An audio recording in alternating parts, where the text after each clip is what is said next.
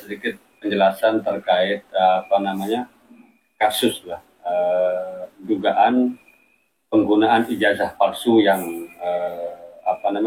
saat ini menyeret salah seorang anggota DPR Dapil 4 dan kemudian juga menyeret KPU Lombok Tengah. Mungkin seperti apa penjelasannya, karena itu terutama masalah penggunaan gelar ini. Oh, nggih. Calon niki nggih, calon nggih, bukan anggota dewan nggih. Calon. Jadi pertama saya ingin menyampaikan bahwa terhadap pertanyaan-pertanyaan seperti yang tadi disampaikan itu sudah berkali-kali saya pernah menyampaikan juga di teman-teman wartawan berkaitan dengan penggunaan gelar. Bahwa terhadap DCT yang sudah ditetapkan dan sudah diumumkan, terdapat gelar di dalam nama calon anggota DPRD, maka dapat kami pastikan bahwa yang bersangkutan telah juga menyampaikan ijazahnya. Ya, baik yang bergelar S1, bergelar S2, bergelar S3, karena itu memang syarat.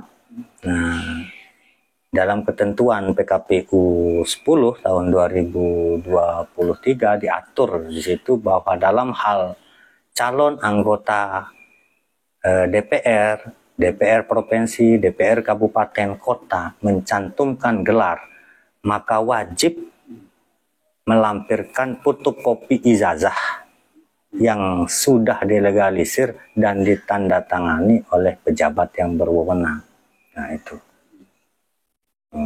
Berarti sudah clear berarti ya. kan untuk. Nah itu kan syaratnya, karena ada gelar maka harus ada ijazahnya, wajib, bukan harus lagi, wajib menyampaikan ijazahnya sebagai pembuktian bahwa yang bersangkutan memiliki gelar.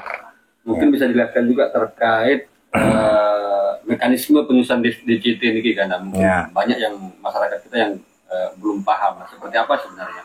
Nah, penyusunan DCT sebelum menjadi DCT atau daftar calon tetap, KPU telah mengumumkan daftar calon sementara. Apa maknanya KPU mengumumkan daftar calon sementara? Itu adalah dimaksudkan untuk publik tahu dan dapat menyampaikan masukan dan tanggapan pada masa pengumuman daftar calon sementara. Nah, jadi pada saat itulah masyarakat dapat menyampaikan apapun bentuk masukan dan tanggapannya terhadap calon-calon yang diumumkan di semua tingkatan, dari DPR RI, DPR provinsi, DPR kabupaten kota pada tahapan pengumuman DCS. Nah, baru setelah pengumuman DCS dilakukan pelayanan terhadap masa perbaikan DCS. Nah, oleh dalam hal partai-partai politik yang di dalam pengumumannya daftar calon yang diajukan itu ada yang belum lengkap untuk dilengkapi. Nah, ada yang keliru untuk dilakukan perbaikan agar kami dapat koreksi.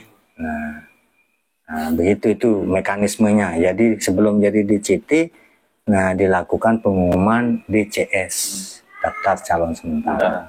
Ya.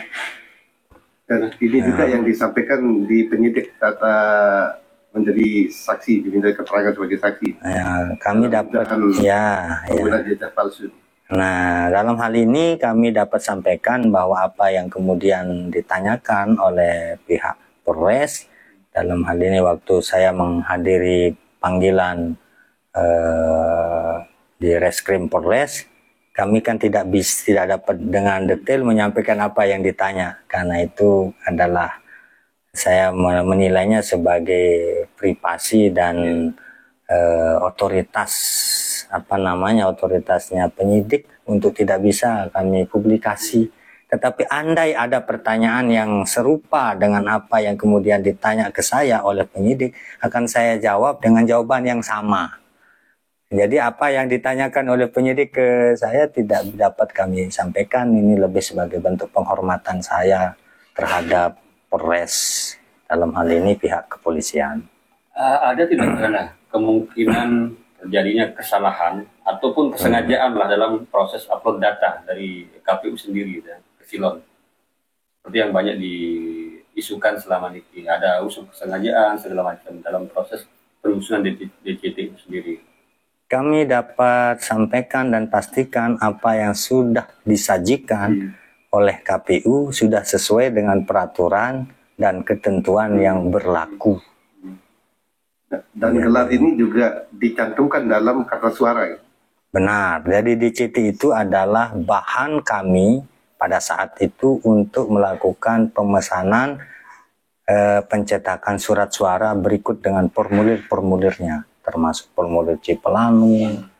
Nah, dari berdasarkan daftar calon tetap yang kami tetapkan dan yang kami umumkan. Nah,